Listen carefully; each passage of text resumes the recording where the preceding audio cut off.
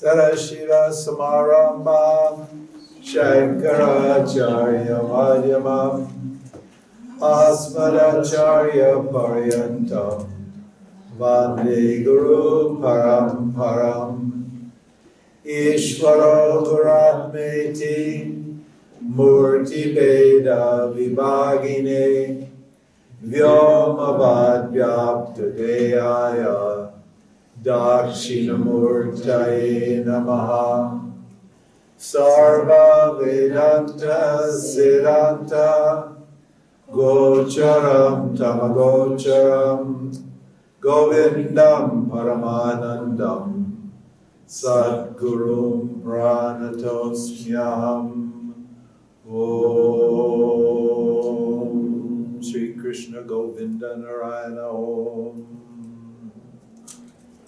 So I can love objects, I can love my personal deity. There's not a lot of advantages to loving objects, but that's the world. And don't expect the world to change, okay? That's always been there, it's always going to be like that. Don't worry about it. If you're lucky enough to have a personal deity, good for you. If you aren't, you can get one. It's up to you, you can choose. I mean, like for example, even nature. People, well, why do people love nature? Germans are pretty big on nature. You got the Green Party here, and environmentalism and all that. That's a personal deity. Why? Because nature reminds you of the Creator. That's all. We have more, in the Vedic tradition, we have a bigger smorgasbord of deities. So a huge smorgasbord of deities. So if you're born in India, you can choose. You have a lot of choice. It's like going to a supermarket. You have a supermarket of deities in India. You can choose whatever you want. The shelves are full. According to your temperament. You know, I fell for Vishnu right at the beginning, and I stuck with Vishnu all along. But there's plenty. And if one deity doesn't work for you, choose another one. If it wears out, get another one. It's fine. Because the important thing is that you're communicating with your spirit, with yourself. We call it formal. We worship with form. It's not a formal form of devotion, but it's worship of God in a form. And we're used to, because we're physically oriented, we see things in terms of forms. So it's fine to conceive of your deities in a form. There's nothing wrong with it. The problem is that it doesn't solve the separation problem, the duality problem. Okay, so now what's the third stage of, now this is where devotion becomes a discipline. Here it's informal. You worship when you feel like it, as you feel like it, the way you want to, and you worship anything you want. Even criminals have deities. There aren't many criminals in the West who are religious, but in India, all the criminals are religious. They all have their deities, and that it's very helpful for them in their criminal careers. And there are certain, it is, because when you're confident, when you offer your love to a deity, you feel protected. And when you feel protected, you do your job better. Whether it's raping or robbing, you do it better than when you don't. So it works. Anyway, now Vedanta, and this is not strictly speaking Vedanta, this is still yoga. That's why we call it karma yoga, dharma yoga. But you need yoga before you're actually qualified for Vedanta. So we're 100% for yoga. And the basic yoga here, for the qualification for what? For freedom and non-dual love, the fundamental, most basic qualification is called karma yoga. And karma yoga is love of God, but not a personal God. Okay?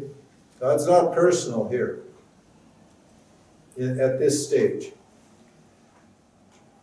God's impersonal. I mentioned earlier that God is all the forces, impersonal forces and factors that create life, create, sustain, and destroy life. Okay? I said earlier, there are physical laws. Heat, light, etc., etc., etc. Audition, the sound, there's laws governing sound, laws governing sight, colors, shapes, forms, alchemy. There's the whole material universe is controlled by principles or laws. If you understand those principles, you can manipulate the material world. If you don't, then you know you're going to have problems. So whatever you, for example, if you, like a child doesn't understand that fire is hot, the first time a child sees a candle, he'll go and try to touch the candle, because he doesn't understand the laws, and he'll get burned. And every time he touches the candle, it always burns him. Because those are, we call them dharmas. Dharmas. It's the nature of fire to be hot. It's the nature of sugar to be sweet. It's the nature of air to move. All these are inviolable laws. They're always the same. We call them dharmas. They're rules. They're rules that operate the movement of matter in the material world. And then so everybody's subject to those laws.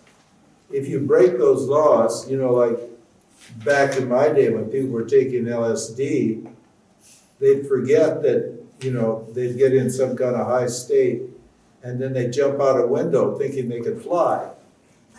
Because they believed that they were beyond the laws. Well, they were in that state, but their body wasn't belong then. Their body didn't know that. So when the body went out, the body fell and they died, jumped out of a window. You know.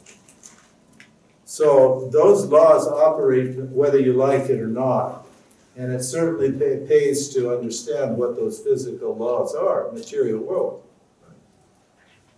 Now the psychological world is also laws. The way we think, the way we feel, and the way we think, that's all programmed. That's programmed. The field is not, that's why we're human beings and not ants or any other species. Every species has its own rules and laws. Dogs bark, ducks quack, cats meow. And in each species of conscious trees, they're conscious beings, they're conscious entities, trees are. But each one behaves according to its program. That program is designed by Ishwar. It's a universal program. It's not personal.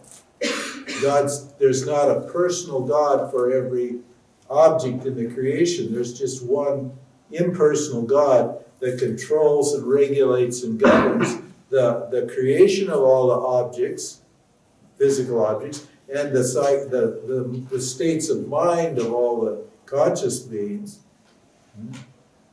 And what? And sustains those states of mind and destroys them, changes things.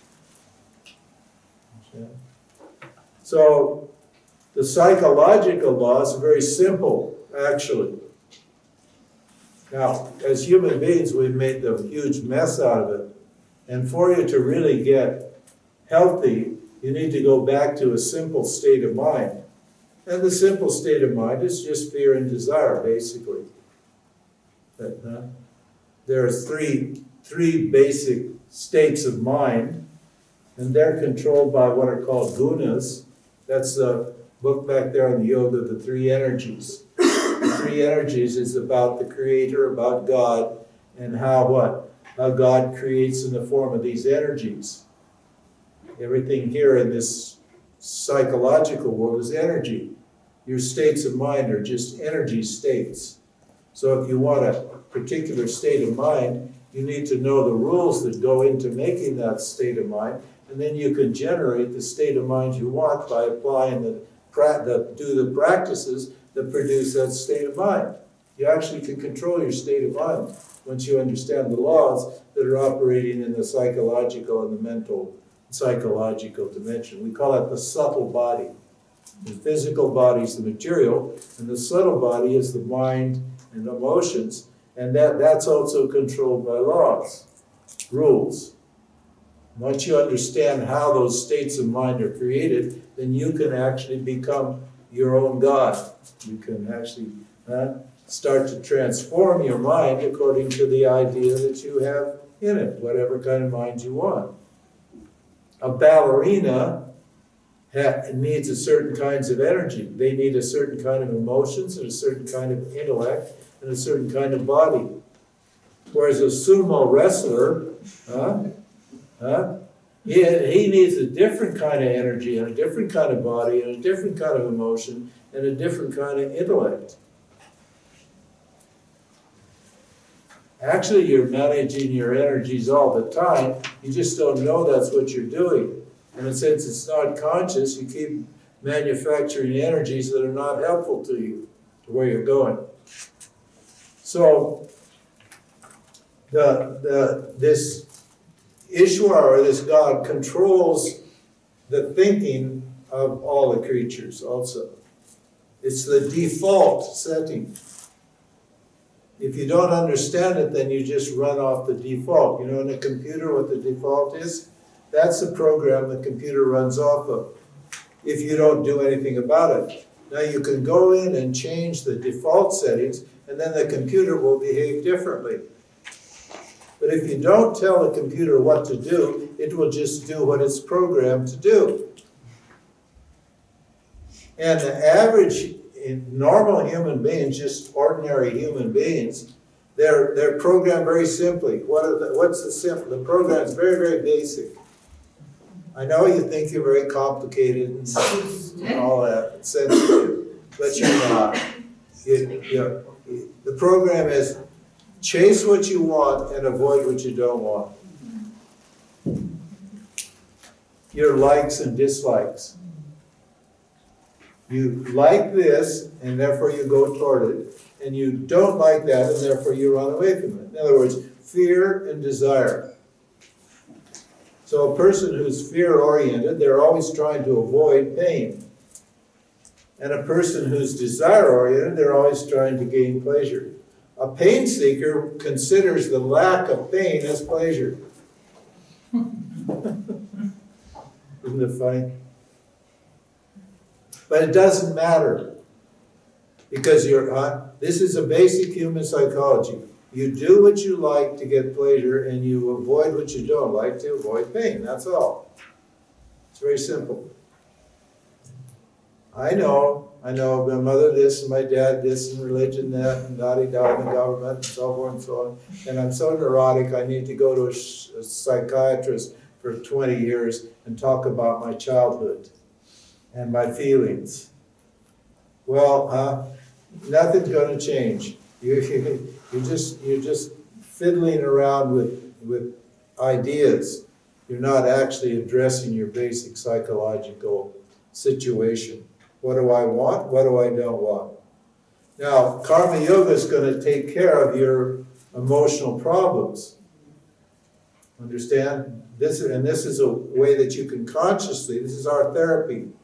This is a way you consciously can control your own psychological growth and development. How is that? Well, it's neutralizing and managing your likes and dislikes. Because if I'm constantly going toward things and running away from things, according to my fears and desires, which are coming up all the time, my mind is going to be what? Constantly disturbed, isn't it? Only when your mind is sitting still are you able to think clearly. Okay. So these three energies are what? Rajas, which we call it Rajaguna or Rajas, it causes you to desire things. And the other energy is Tamaguna, it causes you to fear things. It's a dark, dull, heavy energy. And the third energy is called Sattvaguna, and that's a what? That's a revealing energy. When your mind is in that energetic state, then what? Then the light of awareness, the light of consciousness shines in your mind and what? And reveals knowledge to you, whatever kind of knowledge it is. God knowledge or worldly knowledge or whatever it is. When these people have inspirations, like when Thomas Edison discovered the electricity, how it works, his mind was in a psychic state. Was it Galileo or Newton discovered the laws of physics and the gravity law there? His mind was in a sattvic state. He'd been trying to figure it out for a long time. And one day, Ishwar, or God, gave him a sattvic state of mind, and the knowledge struck, and he could understand that principle and give us that knowledge. So these basic states of mind are controlled by an impersonal force, an impersonal excuse me, power. And then there's a moral dimension to the universe. Right and wrong, good and bad. There are universal values here. Understand? There are, you shouldn't lie, you shouldn't cheat, you shouldn't steal, for instance. Why? Well, what's the basis of that? What's the basis of these universal moral rules? You don't want to have done. Non-injury. Now, you don't want to injure yourself or other people, do you? Why not? Why don't you want to injure anybody else? Because you don't want to be. Huh? You don't want to be injured. Because you don't want to be injured. Which means what? Non-duality, which is love, right? Because when you love, you don't injure, do you?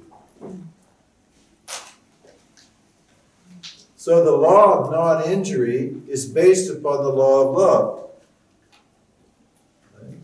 When you love somebody, you don't injure them, do you? Well, ignorance can injure them. Well, you can, yeah, You can love ignorance. someone and you can still injure them through the ignorance. Yeah, through ignorance, but we're assuming that you're not ignorant. When you are actually loving somebody, you don't injure them. You want to what? You want to serve them. You want to help them. You want to appreciate them.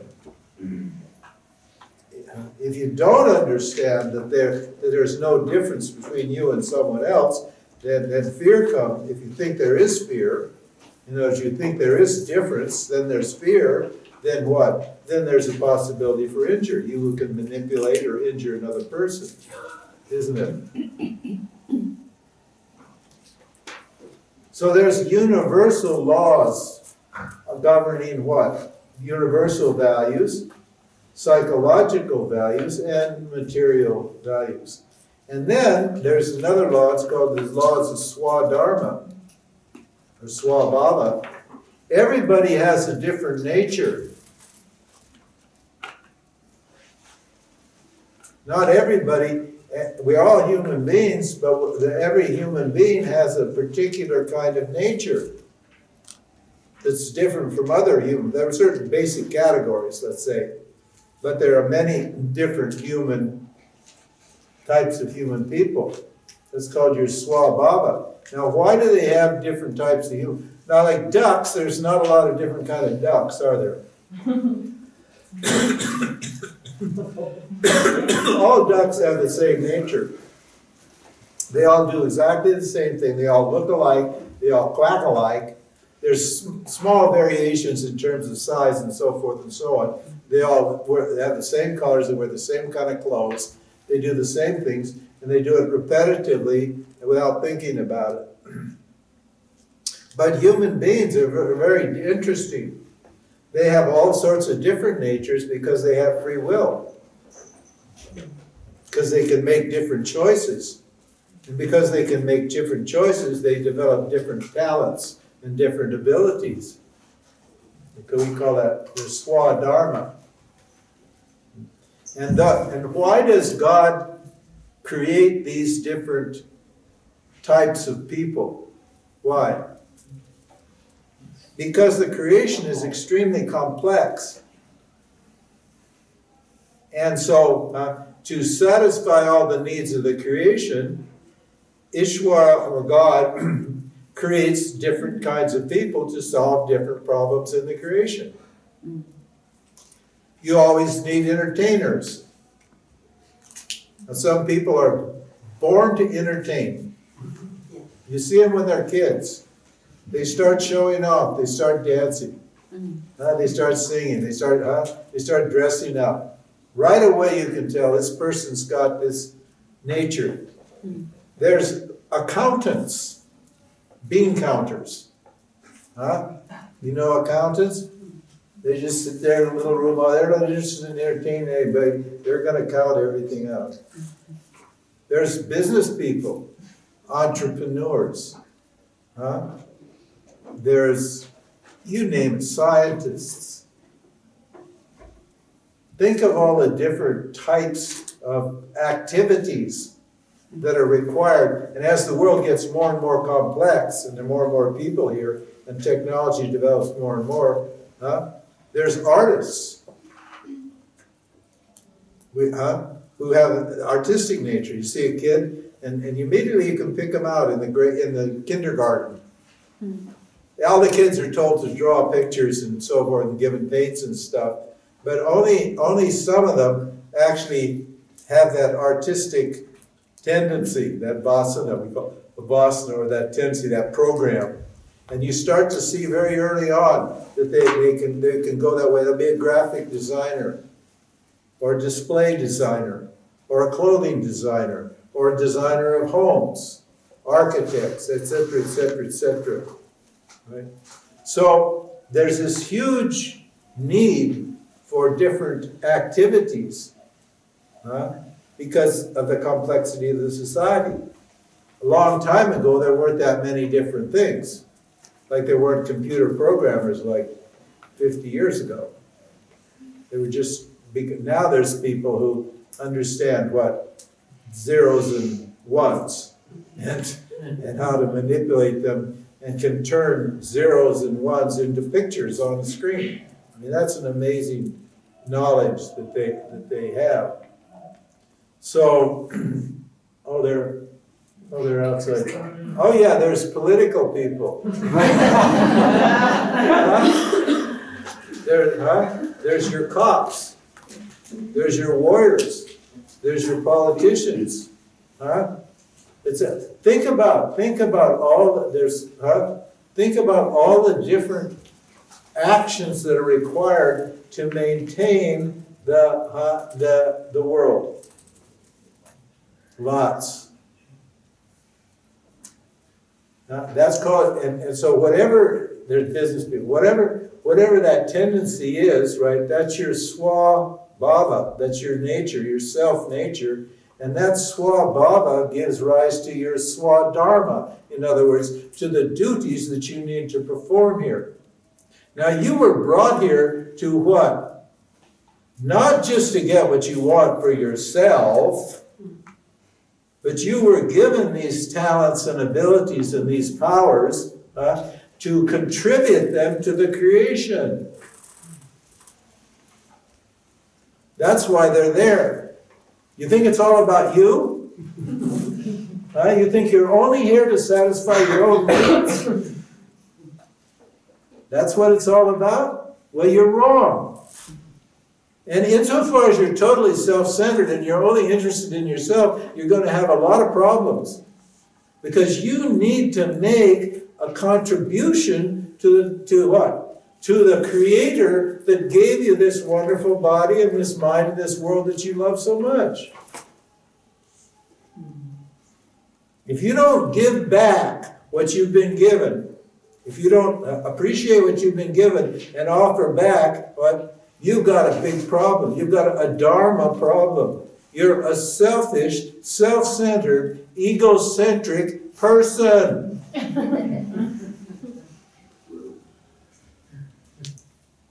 And you'll feel guilty for it. Because you're not doing what's right by God. You're only doing what's right by you. But you're not the only thing here. You're just one tiny little unit of energy in this great cosmic machine that's what? That's keeping the whole thing going. And what are you trying to do? You're trying to extract everything and keep it to yourself. In the Karma Yoga philosophy, the Bhagavad Gita, chapter 2, 3, 4, and 5, Krishna says those kind of people are thieves. If you you're taking from the Lord, and he calls them misers. And what are you doing with that? The things that you take, you're keeping them to yourself. You're hoarding it. You're not giving back. And because of that, you're psychologically disturbed. Because you're going against the rules. You're going against God laws. God gives you a great gift, and God expects you to return that gift. Not that God's a person. But you're expected. That's called dharma. That's called culture. You're a cultured, dharmic person, a righteous person, if you appreciate the duty that you have to what? To the creation. The creation being God. God and the Creator and the creation are not two different things. In dualistic religions, they have God as one thing as the creation to the other. And then they have a devil principle too.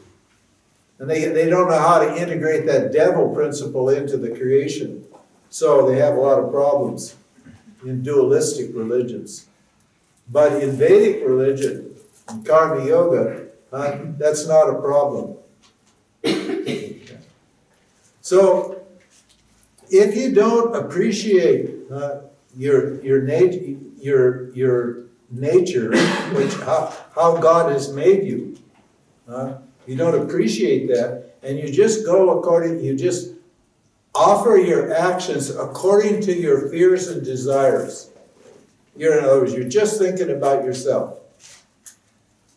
Then you're going to be a disturbed person.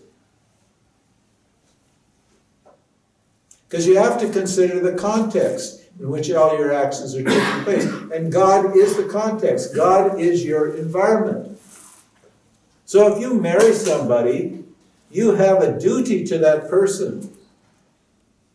If you want a happy relationship with a person, doesn't matter what they are, what their sex is, it doesn't matter. Right? You have a duty or an obligation to that person. To what? To pay attention to them, to love them, to consider what? Consider their needs at least as important as yours. And if you're smart, as more important than yours. If you want to get rid of that selfishness, you should look after the needs of others first and take your needs second. Then you'll grow spiritually very quickly. But at least, what? Rather than just trying to get everything from that other person, you should at least reciprocate and give as much as you get from that person. Understand? Otherwise, there's an imbalance in the relationship. The relationship doesn't work, and what? And there's resentments and anger and depression and all kinds of emotional problems that just keep going on and on and on and on because you're not taking care of God. What is God? God is your relationships. It is the other person. It is their feelings. It is their thoughts. It is your children. It is your boss. You don't like your boss? Well, then get a job, be self-employed.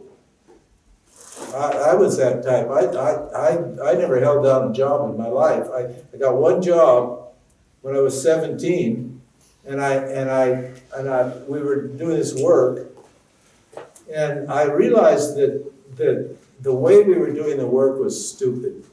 It was so dumb. It was just wasting a lot of our time and a lot of money. It was stupid. So I went and I told the boss, I'm 17 years old, he's about 50. And I was very polite. No, I come from a good family. I know what manners were, and I know how to talk to people, So I went and I explained to him what the situation was, and I suggested that we do the job differently. You know what he did? He just looked at me he said, "You're not paid to think. You're fired." Later on, I discovered that he did follow the suggestions he did.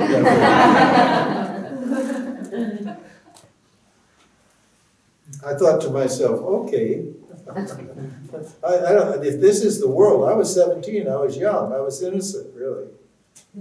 Huh? I thought, I'm never going to take a job. Are people that stupid? Are people really that stupid? I'm not going to hang around with a person who thinks like that. No way. I don't care if I sleep under a bridge or, whatever it is. I'm not going to do it just to pay the rent. Doesn't work for me, So the point is that what? You're in a web of relationships, and all those relationships are nothing but God. I know, it's a hard sell, isn't it? Because you think God's somebody else, somewhere else. But our idea is God is everything that is. There's not one thing that isn't God. Yeah. So what's Karma Yoga then?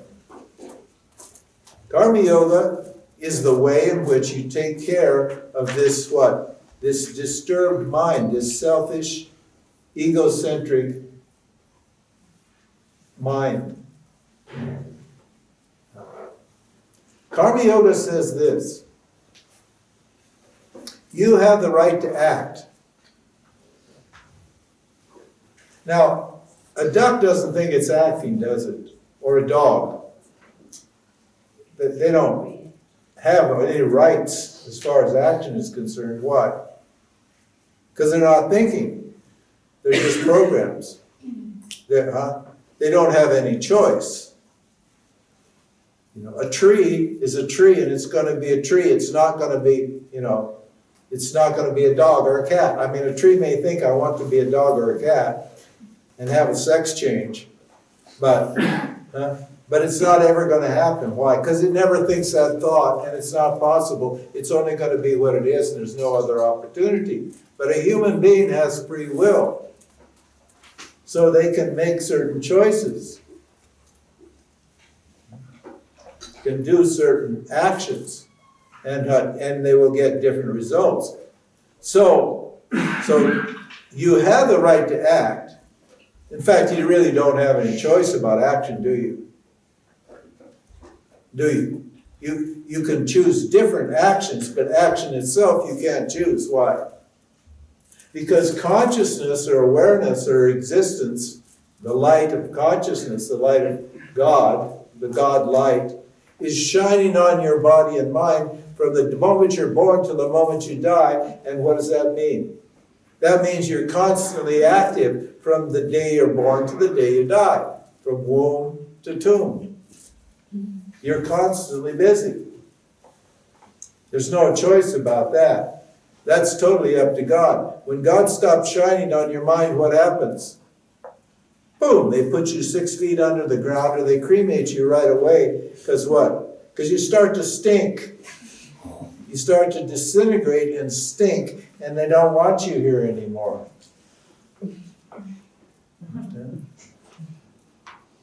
So you don't have any choice about action, but the actions that you do, you have certain, within that context, you have certain choices. Now, what is the motivation for my actions? To get objects that what? Make me feel happy. In other words, I do actions, why? Think about this, this is human psychology. And don't think you're different. Don't think you're special because you're spiritual or you're so intelligent. You're not. Everybody's in the same boat here. Understand? What's the motivation that that causes me to act? Desire. I want to enjoy. Isn't it? Huh? If you're already enjoying, you're not going to do any actions, are you? You only do actions because you're not enjoying and you want to get a result that makes you feel good. Is that right? Do you do actions to make yourself feel bad? Oh, I feel so good today. I'm just so tired of feeling good. I think I'll do something really stupid and make myself suffer. What can I do that would be really, really stupid and make myself suffer? Does anybody think like that? Nobody thinks like that. You only do an action, why? Because you want a result. A positive or beneficial result. A result that will what? What will that result do? It will make me feel whole and complete. And when I feel whole and complete, it will make me love myself. Why? Because I've done something successful that pleases me. And there's nothing more important than pleasing myself. Why? Because I love myself more than anything. You want to argue with that? No, you don't, because you can't, because that's the way we think. I do to enjoy. Now, the problem is that actions don't produce immediate results. There are certain actions that produce almost immediate results. But there's always what? A gap between the action and the result. Isn't it? And the bigger, the more complicated, the more important, the more valuable a thing is to me, is usually more valuable to other people, then what? It's often a long time, what? Before I get the result. Like, for example, most of these morons who are trying to become president of the United States have wanted to be president since they were in grade school. Do you know that? Kids get this idea when they're 6 years old that they want to be president. And their whole life is dedicated, not, you know, only one gets it once in a while, but it doesn't keep the rest of them from trying. Right? Think of how many actions that are in their mind they have to do to get that prize, which they feel is going to like solve this problem of being small and inadequate and incomplete. There are other actions which may take, 10 minutes to get a result or 10 days to get. I've been trying to get a visa. I've been trying to live in Spain for 6 years. And now I've got a house in Spain and I actually have a card, but I'm still not secure there. Why not? Because I have to renew my card and then that means I have to do all this other stuff. So to feel secure there, what do I have to do? I have to do all these actions. It's taken 6 years. I can see it's going to be a couple more. I hope I die before I have to do it to prove to them that I can live in their stupid country. They should invite me. I'm a great benefit. You don't need a visa, special visa. No. Oh, no, I got to prove. So what? So there's always a gap between what you want and getting the result that you want. isn't there? Now, which means what? Karma Yoga says this, yes, you can act, but, now this is the bad news, okay? Okay, I'm telling you bad news. I told you earlier, I'm not here to make you feel good. So I'm going to make you feel real bad now. You don't have control over the results of your actions.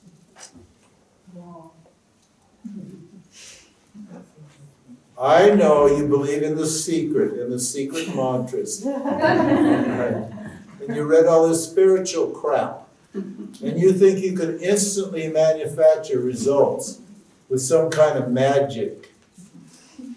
Well, you can't. It's all nonsense. The result isn't up to you. If the result was up to you, now just think about this. If the result of the action that you did was up to you, you were the boss, you were God. Because you can see where this is going. Huh? If it was, then you'd have everything you want, wouldn't you? Wouldn't you? If the result was up to you. Because you wouldn't do anything that wouldn't give you anything that you wanted. You'd be God. But it's not up to you. Sometimes you get what you want, sometimes you get something else, sometimes you get what you don't want, sometimes you get something altogether different. You don't know what's going to happen when you do a result, do you? When you do an action. It's out of your hands. Now think about it. Think about it. If it's out of your hands, if the result of getting what you want is not in your hands, if it's in God's hands, because Karma Yoga is worship of God through your actions. If the result of your actions is out of your hands, then what good is the anxiety for the result?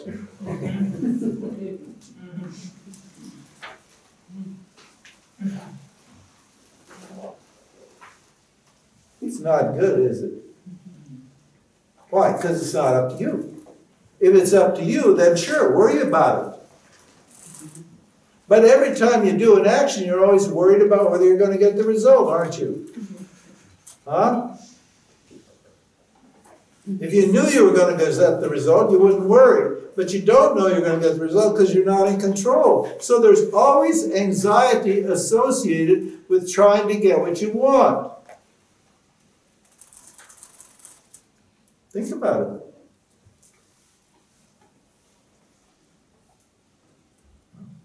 So, how do I deal with this problem? When I do an action that's motivated by my fears and my desires, it produces a what? We call it a vasana. It produces an attachment to a result. We call those vasanas a subconscious or an unconscious tendency. And the more I do actions in that state of mind, the stronger my karma, my desires get, and the more I keep repeating those actions over and over and over again, which leads to addictions and compulsions and so forth and so on, which are what? Very, very miserable, unhappy, suffering states of mind. Now, Karma Yoga says you have right to the result, but you don't have any rights to right to the action, but no rights to the result. So what should I do then to get rid of this problem, this attachment, this anxiety? What should I do to get rid of this attachment and anxiety? I should offer the result where it belongs, to whom it belongs. I'm offering it for my own sake, but I should offer it to the one who gives the result, shouldn't I? Who is it that gives the results? God, Ishwara. God's the giver of the results. They belong to Ishwara. So when I do an action, I should do it for God's sake. God's given me everything, that I value. Why shouldn't I? And God wants me to what? Take care of the creation. God's got the needs of the total in mind. The factor that determines the result I get is God has to consider the needs of everything. So if I do an action that doesn't help the total, then God's not going to give me the result, is he? God's the one that's thinking about everybody, everything, the sun, the moon, the stars, the bugs, the planets, the earth, the people, everything. God's the mind that's worried about keeping that harmony, that cosmic cycle, that cosmic harmony going. And so if an action I do is not in harmony with the total, then what's God going to do? Not going to give me. In fact, can give me the result I definitely don't want, give me pain. Because I'm creating dissonance in the field, in life. I'm creating problems for life rather than solving a problem. I should be what?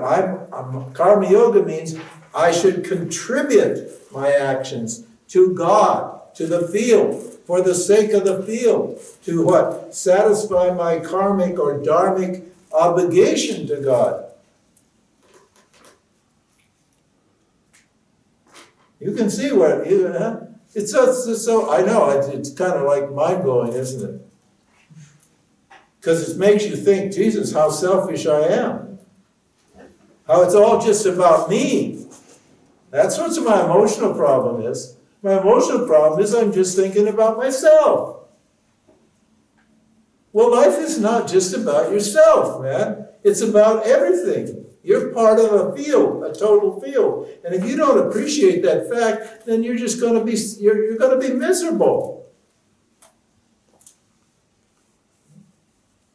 So Karma Yoga says, before you do an action, consecrate that action. This is like going to church. What are you doing at church? You go and you consecrate something at the altar, right? There's an altar there, and you offer something to the altar. You all bring a candle or flowers or something, some gift you give to God when you go to church. That's the Dharma of church. Well, what's the church here? The church is life. Life is the church. The church isn't a building over there with a little steeple on it.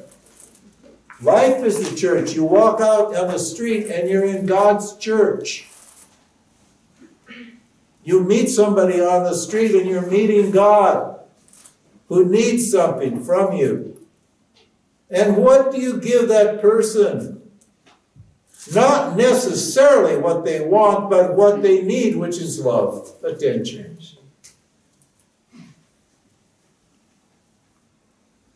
Isn't it? And what's that going to do? What's that attitude going to do? It's going to unravel all this selfishness, all this tension. Because when it's all about me, I'm always stressed, aren't I? That's called stress. There's nothing magical about stress. Stress is just I'm selfish. And I'm worried I'm not going to get what I want. I don't trust that God, is going to give me what I need. I want to become God for myself, which is not possible. I want to ensure that my likes and my dislikes are taken care of. But it's my likes and dislikes that are causing all these problems. So if you consecrate an action to God, what happens? It removes your likes. If you consecrate your actions consistently, it's like going to church all day long. You neutralize your likes and dislikes with this attitude. And that was precisely the problem. I don't want my mind going, I like this and I don't like that all day long. Because that's just painful. Isn't it? Just painful. The worry's painful. The attachment's painful. So the more selfish you are, the more pain you're going to get in life. That's all it is. So, and you want to solve your problem. Your problem is just what? I'm attached to getting what I want and avoiding what I don't want. Well, why not leave it up to God? Because God puts here, and God knows better anyway. God, you're just going to get what you're going to get anyway, according to God's will, according to your karma. So why waste your time worrying about it? Why not trust the Lord, trust God to take care of you?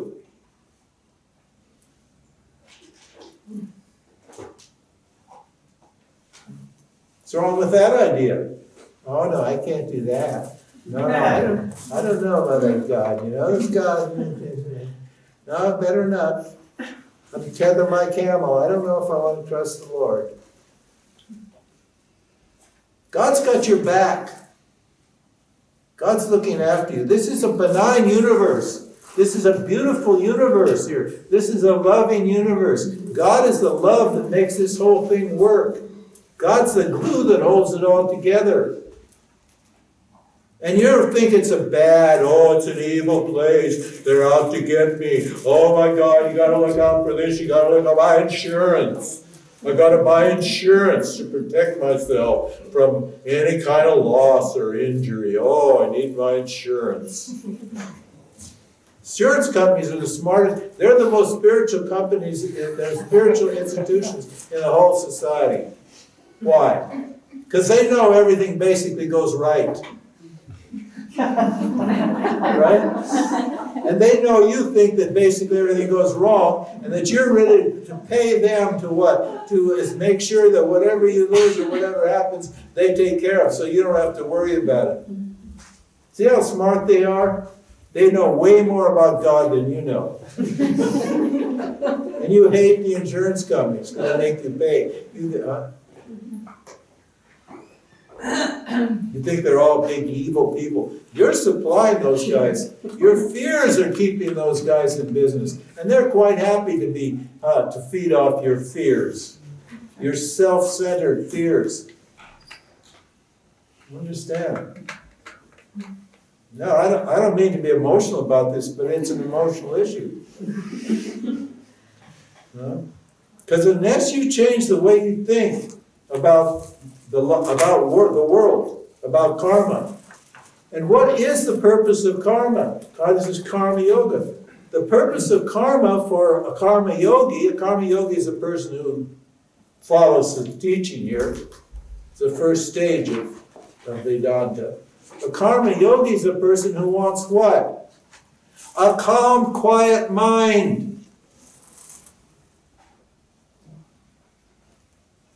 Why do I want a quiet, calm mind? Huh? Why is this agitated mind a problem for me? Because I make mistakes all the time. When my mind is clear, I can what? I can think about things, I can make intelligent choices in harmony with the laws and rules that are operating in any situation. I'm aware. I'm an awareful, conscious entity. And I can only understand who God is, which is the next teaching.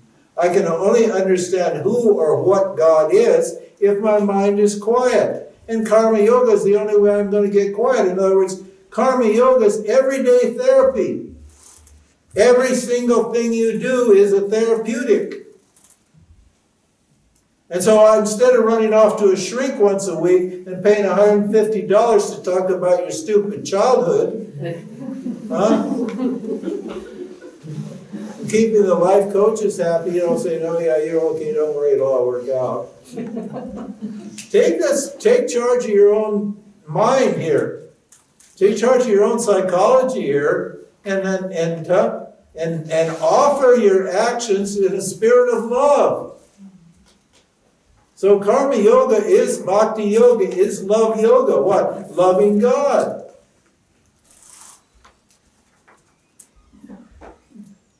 As soon as you get it away from just me, as soon as you get away from this me, you're good to go. You start feeling lighter and better and clearer and higher and happier day in and day out.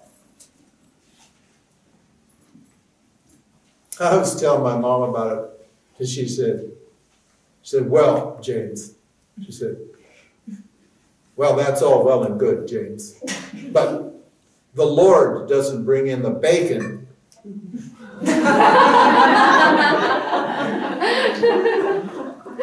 And I looked at her and I said, Mom, the Lord is the bacon.